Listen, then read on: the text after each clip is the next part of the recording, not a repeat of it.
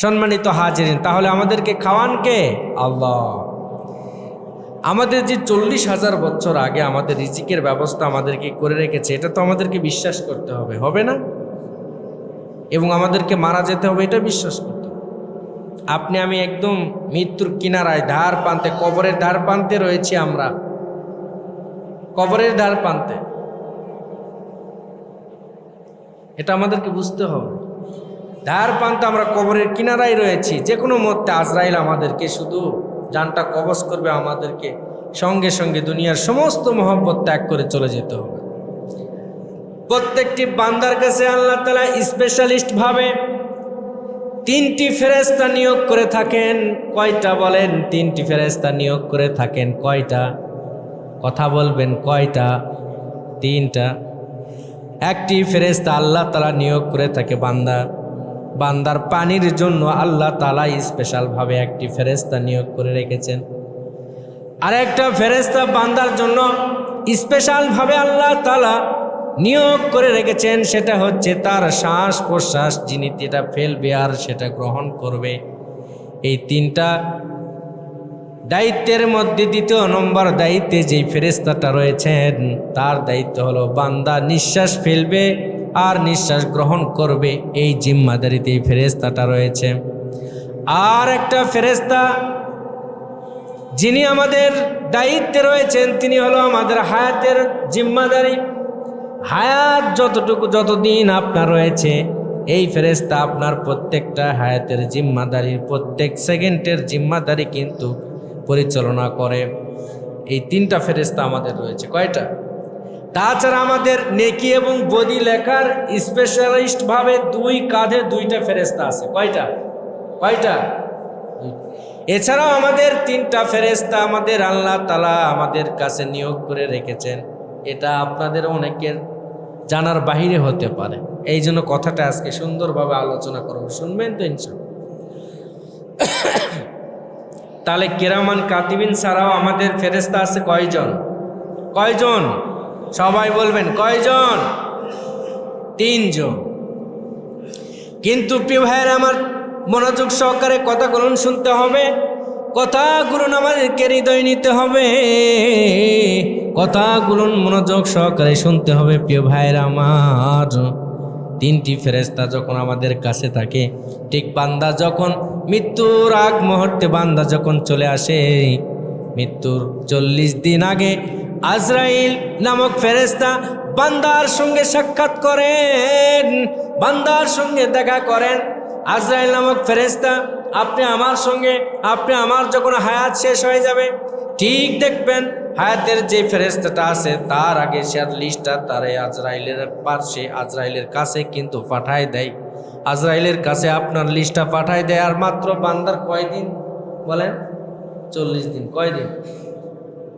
ঠিক বান্দার যখন মৃত্যুর 40 দিন আগে এইরকম সময় যখন আপনি আমার চলে আসবে, তখন বান্দার সিন্ড্রোমটা কেমন হবে ইসলামের ইতিহাস দ্বারা আপনাদেরকে ব্যাখ্যা দিতে চাই।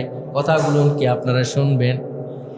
ঠিক বান্দার 40 দিন আগে আল্লাহ তাআলা আরশে আজিমে প্রত্যেকটা বান্দার জন্য মানুষের জন্য আরশে আজিমে একটা গাছ রয়েছে। কি রয়েছে? গাছ রয়েছে। কি রয়েছে বলেন? গাছ। আপনি আমার প্রত্যেকের নাম এই গাছের এক একটি পাতায় লেখা আছে। কি আছে?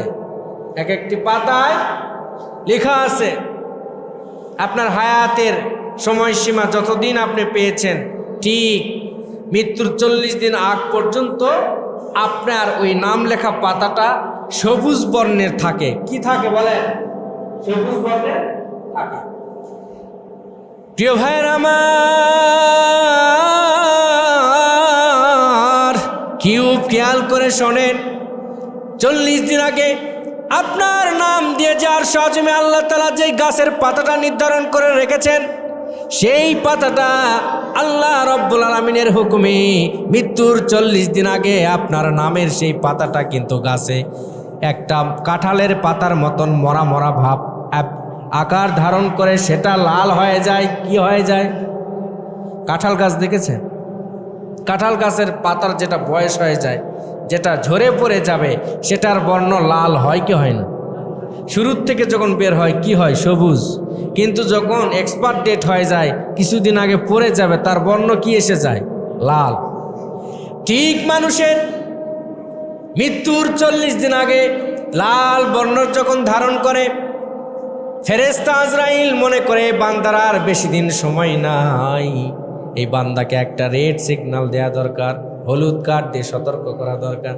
হলুদ বর্ণ যখন ঠিক আপনি আমার পাতাটা হয়ে যায়, বান্দার মৃত্যুর 40 দিন আগে আজরাইল নামক ফেরেশতা একবার একটা আকার ধারণ করে বান্দার সাথে এসে সাক্ষাৎ করেন।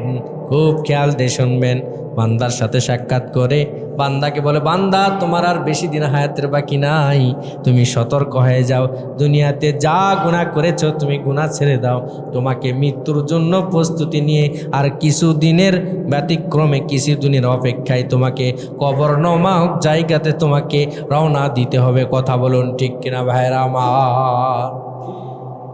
ঠিক মানুষ যখন মৃত্যুর 40 দিন আগ মুহূর্তে দেখবেন মানুষের চলাফেরা কথাবার্তা করুন একটু হলেও চেঞ্জ হয় কি হয়?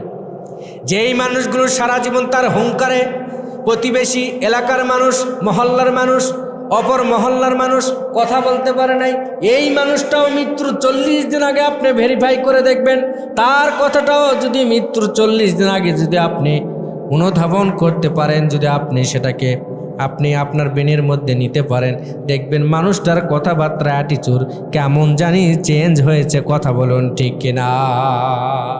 মানুষের অ্যাটিচিউড চেঞ্জ হয়ে যায়। যে মানুষটা এত অহংকার দিত, এত অন্যায় করত, তার দাপটে থাকা যেত না, কথায় কথায় মানুষকে থাপ্পড় মেরে দিত, যার এরকম অহংকারে সমাজে চলা যেত না, এই মানুষটাও 40 দিন আগে দেখবেন যখন আজরাইল যখন দেখা করেছে, এই মানুষের অটোমেটিকলি তার অ্যাটিটিউড চেঞ্জ হয়, সে নম্র ভদ্র হয়ে যায়। কথা বলুন ঠিক কিনা? এভাবে যখন একদিন 40 দিন থেকে যখন বারবার দিনগুলো কমতে থাকে, বারবার যখন দিনগুলো কমতে থাকে, এই যুবক ভাইরা, যুবক ছেলেপেলেরা একটু কথাগুলো মনোযোগ দিয়ে শোনো বাবা, কথাগুলো মনোযোগ দিয়ে শোনো, কথাবার্তা বলো না, কথার ভিতর কথা বললে কথার লাইন কেটে যায়। ঠিক যখন 40 দিন আগের থেকে 40 দিন আর মোটেই তার হায়াতের সময়সীমা রয়েছে, সেখান থেকে যখন এক একটা দিন কমতে থাকে, কমতে কমতে কমতে কমতে বান্দার যখন আর মাত্র মৃত্যু চলে আসবে, মৃত্যুর সময়টা চলে আসবে, আর মাত্র মৃত্যুর তার হায়াতের মাত্র আর 3 দিন বাকি। কয় দিন? সবাই খেয়াল করে বলবেন, কয় দিন বাকি? মৃত্যুর আর 3 দিন বাকি। এই মানুষটা দেখবেন পানি নিয়োজিত যে ফেরেশতা বান্দার কাছে, আপনি আমার কাছে থাকে, ফেরেশতা এবার সালাম দে বান্দাকে, বলে বান্দা এতদিন তোমার সেই মায়ের পেট থেকে নিয়ে তোমার সঙ্গে আমি আল্লাহ তাআলা আমাকে ফিটিং করে রেখেছিল, নিয়োজিত করে রেখেছিল, নিয়োগ করে রেখেছিল, আমি তোমার পানি নিয়োজিত একজন ফেরেশতা, তোমার বডিগার্ড হিসাবে এতদিন তোমার সঙ্গে ছিলাম, আমি আজকে তোমাকে সালাম দিয়ে তোমার কাছ থেকে বিদায় নিয়ে চলে যাচ্ছি। তখন যখন সালাম দিবে মানুষটা হতবাক হয়ে যাবে, কি ব্যাপার, পানি ছাড়া আমি বাঁচবো কিভাবে? বলবে আমার জন্য একটু পানির ব্যবস্থা করা যায় কিনা একটু দেখো। এই ফেরেশতা সারা পৃথিবীর তন্ন তন্ন করে সেই মাই হচ্ছে মৃত্যু শয্যায় মানুষটার জন্য, মাইনত হয় নাই কিন্তু মৃত্যু শয্যায় মানুষের জন্য পৃথিবীর সমস্ত স্থানে তন্ন তন্ন করে পানি এক ফোঁটা খুঁজবে, কিন্তু কোনো জায়গায় আর পাবে, আল্লাহর বাজেটে যে নাই আর পাবে। এইবার ফেরেশতা বান্দাকে বলবে আপনার জন্য পৃথিবীর সমস্ত স্থান তন্ন তন্ন করে খুঁজেছি, কোনো একটা জায়গায় এক ঢোক পানি আপনার জন্য বাজেটে পাই নাই, বিধায় আমি তোমার পানি নিয়োজিত একজন বডিগার্ড, সিকিউরিটি গার্ড ছিলাম, ফেরেশতা, আল্লাহর প্রদত্ত ফেরেশতা ছিলাম, আমি তোমাকে তোমার কাছ থেকে বিদায় চাচ্ছি, তোমাকে আমি সালাম দিয়ে তোমার কাছ থেকে চলে গেলাম। সকলে বলে আল্লাহু আকবার। পানির ফেরেশতা সালাম দিয়ে চলে যায়। এই জন্য দেখবেন মৃত্যুর 3 দিন আগে বান্দাকে যত পানি আপনি খাওয়াইতে চাইবেন, যেই মানুষটা এক চুমুকে 1 লিটার পানির বোতল শেষ করে দিত, পানির জগে এরকম মুখ লাগাইলে এক নিঃশ্বাসে সমস্ত জাগের পানি সে খেয়ে নিত, এই মানুষটাকে পানি দিতে হয় চামিচে করে মৃত্যুর আগে। আপনারা কি দেখেছেন এগুলো দৃশ্য? দেখেছেন? মৃত্যুর আগে কখনো কোনো মানুষের নিকটবর্তী হয়েছেন? একটু হবেন, কখনো কোনো মানুষ মৃত্যুশয্যায় পড়ে গেলে তার একটু আত্মীয় স্বজনের আপনজনের কাছে একটু যাবেন, একটু নিজেকে ফিল করবেন, অনুভব করবেন যে মৃত্যুর আগে একটা মানুষ কত অসহায় হতে পারে আর কীরকম তার সিম্পটম হয়, এগুলো আমাদেরকে জানা দরকার। কথা বলুন ঠিক কিনা ভাইয়েরা আমার? এগুলো তো আমরা কখনো দেখি না। তাহলে কে ধরা পড়েছে, কে অশ্লীল কাজে ধরা পড়েছে, কোথায় মারামারি, কোথায় গান বাজরা, এগুলোর কাজের নিউজ পাইলে বান্দা রবটের আকারে ধরে সেখানে যায় একটা নিউজ তৈরি করে আবার প্রচার করে দেয়। কথা বলুন ঠিক কিনা ভাইয়েরা আমার? আজকাল সমাজের এই হালত। একটা মানুষ মৃত্যুশয্যায় তার নিকটবর্তী হবেন, নিজেকে শুধরানোর জন্য, নিজের কিছু জ্ঞান অর্জনের জন্য একটু কাছে যে অনুভব করবেন মৃত্যুর যন্ত্রণাটা আর শেষ পরিণতিটা কেমন হতে পারে। কথা বলুন ঠিক কিনা ভাইয়েরা আমার? কথা বাড়াবো না প্রিয় ভাইয়েরা আমার। এবার নাম্বার 2 নাম্বার ফেরেশতাটা এবার তাকে সালাম দিয়ে বলে, আমি তোমার রিজিকের ফেরেশতা ছিলাম। ঠিক মায়ের পেট থেকে তোমাকে আমি পৃথিবীর কোন জায়গা থেকে, কোন সেক্টর থেকে দাওয়াত আসবে, কোন জায়গা থেকে খানা আসবে, কোন জায়গাতে কোন প্রসেসিংয়ে আপনার খানা নির্ধারণ হবে, সেটার বাজেটে আল্লাহ আমাকে নিয়োজিত করে রেখেছিল। আপনার একজন খানা জোগালদার হিসেবে আল্লাহ আমাকে, আমি সেই ফেরেশতা যাকে আপনাকে বাজেট করে রেখেছিল আল্লাহ পৃথিবীর সমস্ত জায়গায়। আজকে আমি তন্ন তন্ন করে খুঁজেছি, আপনার জন্য কোনো জায়গায় এক লোকমা খানা আমি কোনো জায়গায় রিজিকের ব্যবস্থা করতে পারি নাই। বিদায় আপনার কাছ থেকে আমি, আমার সময় শেষ, আমার টাইম শেষ, আপনার কাছ থেকে আমি বিদায় চাচ্ছি, আমাকে ছেড়ে দেন। এইরকমভাবে যখন রিজিকের ফেরেশতা যখন বলবে বান্দাকে, বান্দা তো হতবাক হয়ে যাবে, কি ব্যাপার এমন কথা ফেরেশতা বলতেছে, মানে আর দুনিয়াতে আমার থাকার কোনো চান্স নেই। প্রিয় ভাইয়েরা আমার, তার কলিজাটা শুকে যাবে, চোখটা তখন উপর দিকে উঠে যাবে, আর তিনি অস্থিরতা অবলম্বন করবে। আর আপনজনরা মনে করবে কি ব্যাপার, এইরকম করতেছে কেন? আপনজনরা দেখে, দৃশ্য দেখে কিন্তু হতবাক হয়ে যাবে, মনে করবে না জানি মানুষটার অনেক কষ্ট হচ্ছে, কিন্তু না, এইরকম তার সঙ্গে আপনি আমার সঙ্গে যে ফেরেশতা, তাকে ফেরেশতা বিদায় নিচ্ছে। কথা বলুন ঠিক কিনা? ঠিক এই মানুষটাকে ভারী খাবার তো দূরের কথা, ফল ফ্রুটস তো দূরের কথা, যেই মানুষ এত চয়েসপূর্ণ খাবার খেয়ে জীবনযাপন করেছে, এই মানুষটাকে একটা বেদনা একদম দাস করে, রস করে, চিপে সে 1 চামচ পরিমাণ এই মানুষের মুখে দিলে মানুষটা গলার এই পার করতে পারে না। একটা ঢোক সে চেপে গলাটাকে পার করবে, এইরকম শক্তি ওই মানুষের আর হয়? তার মানে কি? রিজিকের ফেরেশতা তার কাছ থেকে চলে গিয়েছে, আর নেই। এইভাবে 1 দিন 2 দিন শেষ, 3 দিনের দিনা যখন সর্বশেষ নিঃশ্বাসের নিয়োজিত যেই ফেরেশতাটা আপনি আমার কাছে থাকেন, সেই ফেরেশতা কিন্তু এইবার বলবেন, 3 নম্বরে ফেরেশতা বলবেন, আপনার জীবন যাবে ভাব, এমন অবস্থায় শুধু টাইমের অপেক্ষায় আজরাইল এসে উপস্থিত, আজরাইল হাজির, আর কয়েক সেকেন্ড বাকি আপনার জানটাকে কবজ করা হবে। তার আগ মুহূর্তেই নিঃশ্বাসের ফেরেশতাটা আপনার কাছ থেকে বিদায় নিয়ে চলে যাবে। যখন চলে যাবে আর সালাম দিবে, বলবে এতদিন আপনার নিঃশ্বাসের বাজেটে আমি ছিলাম, আজকে আপনার কাছে নাই, আমি চলে যাব। কারণ আমি চলে গেলে আর একটা আপনার জান কবজের ফেরেশতা আপনার কাছে নিকটবর্তী হওয়ার পরে আপনার জানটা কবজ করবে, তার দায়িত্ব এটা, আমার তো জান কবজের দায়িত্ব নয়। আমি আপনার কাছ থেকে বিদায় নিচ্ছি। বান্দা তখন একদম ছটপট করবে, ঠিক পানি থেকে মাছ যেরকম জমিনে উঠালে যেমন ছটপট করে, বান্দা কিন্তু এরকম ছটপট করতে থাকে। কখনো তার জানটা এরকম দেহের মধ্যে যখন নিঃশ্বাসবিহীন, যখন আপনি আমার রূহ আত্মাটা বডির মধ্যে থাকে, তখন কিন্তু এই জানটা, রুহটা কি করে শুনবেন? রুহটা কি অবস্থা হয় শুনবেন? ঠিক রুহটা আপনার, এই রুহটার কলবে থাকে না, রুহটা অনেক দ্রুত গতিতে কখনো আপনার পায়ের আঙ্গুলের ধার প্রান্তে চলে যায়, আবার সেকেন্ডের বিজলি আকারের গতিতে আপনার আবার ব্রেনের মধ্যে যায়, চেম্বারের মধ্যে চলে যায়, আবার কখনো চোখে আসে, আবার কানে আসে, কখনো চুলের গোড়ায় যায়, কখনো নাড়ি ভুঁড়ির দিকে যায়, শরীরের অঙ্গ প্রত্যঙ্গে এই আপনার রূহ আত্মাটা ছুটাছুটি করে, দৌড়াদৌড়ি করে। ঠিক এমন তো অবস্থায় মালাকুল মউত আপনি আমার হাজির হয়ে যায়। আল্লাহু আকবার বলেন। আপনার বিরক্ত হচ্ছে? বিরক্ত হচ্ছে? মালাকুল মউত তখন উপস্থিত হয়ে যায় বান্দার নিকটবর্তী, বলে বান্দাকে বলে তোমার আর সময় নাই। বান্দার কাছে অপশন থাকে তখন দুইটা। কয়টা? সবাই বলুন কয়টা? দুইটা। বান্দার কাছে মোটেই অপশন থাকে কয়টা? দুইটা। জান কবজ করবে কি আজরাইল? জান কবজ করবে কি?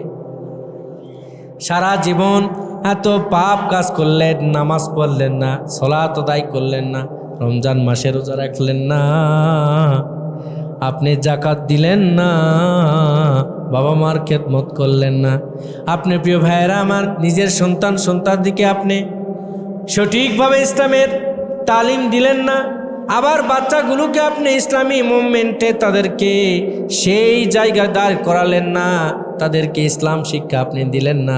বলেন তো, সারা জীবনটা আপনার হায়াতের সময়টা সুদ, ঘুষ, অন্যায়, অত্যাচার, অশ্লীল কাজ, চেনা ব্যভিচার এবং অসামাজিক কাজ, সারা জীবন এগুলো করেছেন। মৃত্যুর সময় আজরাইল এসে আপনাকে সাধুবাদ জানায়া যান কবজ করবে না? কষ্ট হবে? কি হবে বলেন? সাধুবাদ জানাবে? এই যে যারা যুবক মোবাইল টিপতেছ, বৃদ্ধ বয়সে একটা পীর সাহেবের ভাব নিবে, বলেন তো এই যুবক বয়সের এই ফুটেজটা ফেরেশতাদের কাছে থাকবে না থাকবে না? আল্লাহর দরবারে থাকবে না থাকবে না? কাল কিয়ামতের ময়দানে এই যুবককে ধরা হবে, তুমি যে যুবক বয়সে যে গুনাহ করেছো এটার ফুটেজটাও তোমাকে ময়দানে মাহশরে দেখানো হবে। বৃদ্ধ বয়সে যারা গুনাহ করতেছে, এমন কিছু মুরব্বী সমাজে পাওয়া যাবে যারা যুবক বয়সে গুনাহ করেছে, বৃদ্ধ বয়সে গুনাহ করতে পারতেছে না, কিন্তু গুনার কিছু প্রসেসিংয়ের কথা নিয়ে তারা কিছু না হলে মনে তৃপ্তি পায়। এরকম বুড়া, এরকম বয়স্ক, বৃদ্ধ, ওল্ডম্যান সমাজে আসরা নাই? কথা বলেন ঠিক কিনা? হৃদয়ে একটু মজাদায়ক কথা নিয়েও হৃদয়ে আনন্দ অনুভব করে, এরকম বাবাজি সমাজে আসরা নাই। হাতে পায়ে ধরে বলতে চাই, এখনো সময় রয়েছে। মৃত্যুর একদম কবরের কিনারায় আমরা চলে এসেছি। কোথায়? কবরের কিনারায়।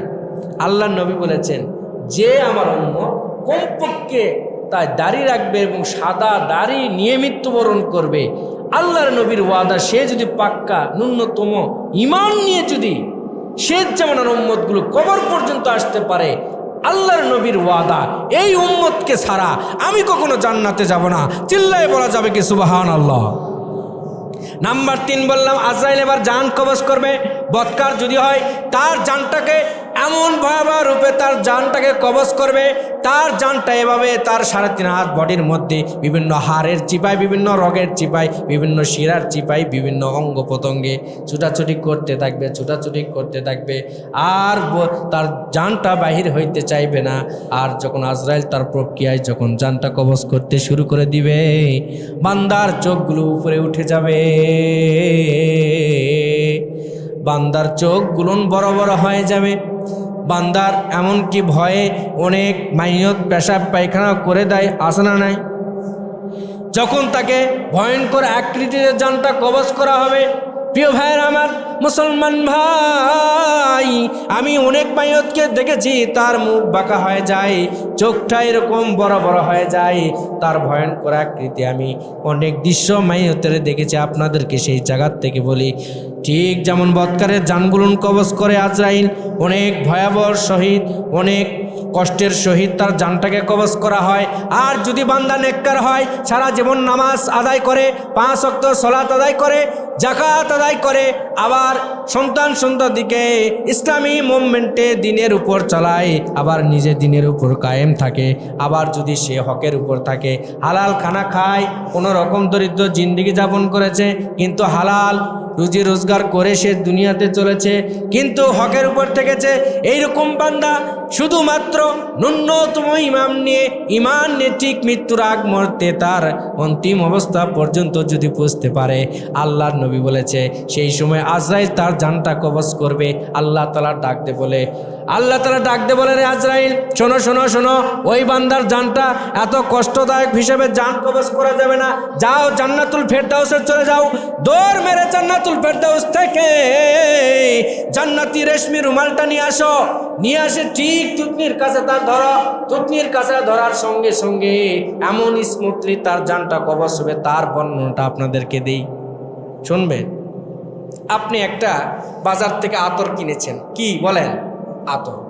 আতরটা যখন আপনি হাতে লাগান, আপনি আতরটা শোঙার সময় আতরের যখন ঘ্রাণ আপনি টানেন, আতরের যখন স্মাইলটা আপনি ভিতরে এরকম করে একটু টানেন, তখন কিন্তু আপনি এক পলক হলেও চোখটাকে মোজেন। আপনি একটু সবাই না হয় আপনি টেস্ট করতে পারেন। এরকম কোনো সুঘ্রাণ নিলে কিন্তু আপনার চোখ কিন্তু এক পলক হলেও আপনার পলকটা পড়বে, চোখটা মুছবে। কথা বলুন ঠিক কিনা ভাইরা আমার? আল্লাহ নবী বলতেছে, ঠিক যেমন আতরের খুশবু যেমন বান্দা গ্রহণ করে, একটু চোখের পলকটা মোজে, যদি কোনো ইমানদার নেককার বান্দা যদি তার হায়াতের শেষ সময় পর্যন্ত ঈমান নিয়ে মৃত্যুবরণ করতে পারে, আজরাইল তার জানটা কীরকম সহজভাবে জানটা কবজ করে শোনেন। আল্লাহ তাআলা পবিত্র কোরআনে সে আয়াত দিয়ে সেটার ব্যাখ্যা বলে দিয়েছে। ইয়া আইয়াতুহান নাফসুল মুতমাইন্না, আল্লাহ তাআলা কোরআন পাকের মধ্যে আল্লাহ তাআলা বলতেছে, ও বান্দা, ইয়া আইয়াতুহান নাফসুল মুতমাইন্না, তোমার নফসটাকে এমন স্মুথলি, এমন সুন্দরভাবে, এত সুঘ্রাণভাবে আল্লাহ তাআলা জান্নাতি রুমালের ভিতর ফেরেশতা দ্বারা আপনার জানটাকে নিবে। ইয়া আইয়াতুহান নাফসুল মুতমাইন্না ইরজিই ইলা রাব্বিকি রাদিয়াতাম মারদিয়া ফাদখুলি ফি ইবাদি ওয়াদখুলি জান্নাতি। আল্লাহু আকবার বল। আল্লাহ তাআলা বলতেছে, তোমার জানটাকে ঠিক জান্নাতি রুমালটা আজরাইল ফেরেশতা আপনার থুতনির কাছে এরকমভাবে শুধু ধরবে, ঠিক জান্নাতের এই রুমালের মধ্যে এমন জান্নাতে একটা খুশবু এরকম মিশ্রণ করা থাকবে। সেই খুশবুর মিশ্রণটা আপনি এরকম একটু টেনে নেবেন, আর আপনার চোখের পলকটা আপনার মুজে যাবে। ওই এক চোখের পলকটা মুজার সঙ্গে সঙ্গে আজরাইল আপনার জানটা সেই রুমালের মধ্যে আপনার রুহটা নিয়ে নিবে। আপনার স্মুথলি আপনার রুহটাকে এই রুমালের মধ্যে নিয়ে চলে যাবে। এই মাইয়ত টের পাবে না কখন তার জান কবজ হয়েছে। চিল্লাই বলি সুবহানাল্লাহ। আরো জোরে বলা যাবে কি সুবহানাল্লাহ?